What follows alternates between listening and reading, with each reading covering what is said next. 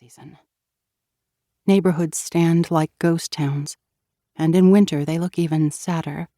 The grass dead, the green gone, broken glass shimmering in the sun before the snow arrives to cover their remains.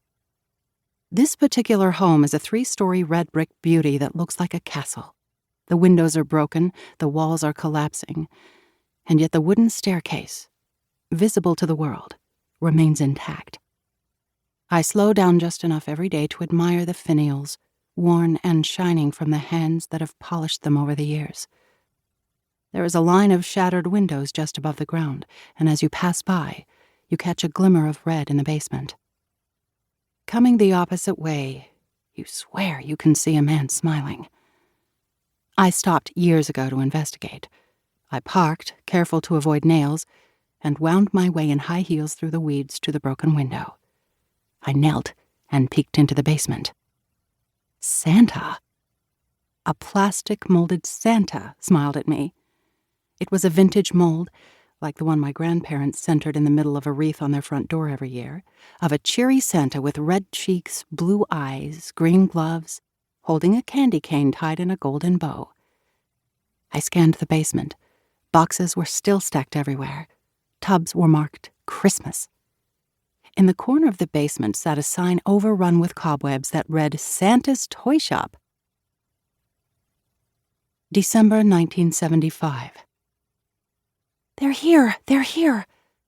My voice echoed through my grandparents' house.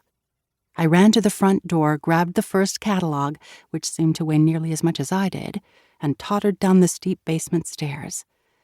Back up I went to retrieve the next one from Mr. Haley, the postman, who looked exactly like Captain Kangaroo.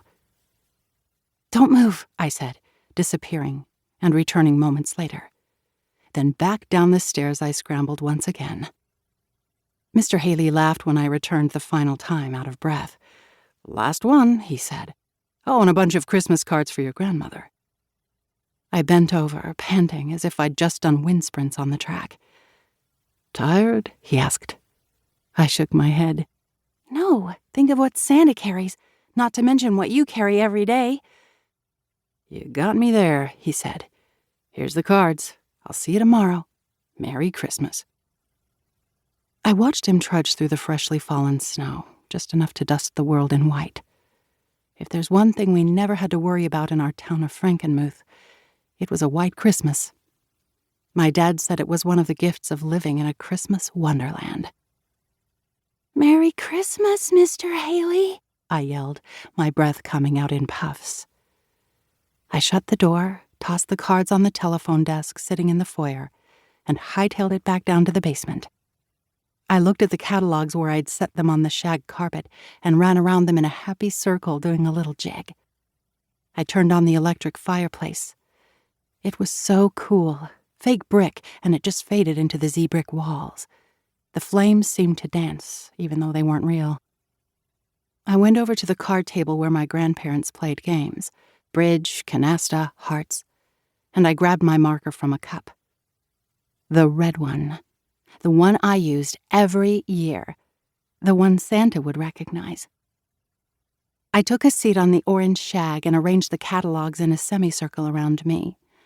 The Christmas catalogs from J.C. Penney and Monkey Ward's, and my favorite, the Sears Wish Book.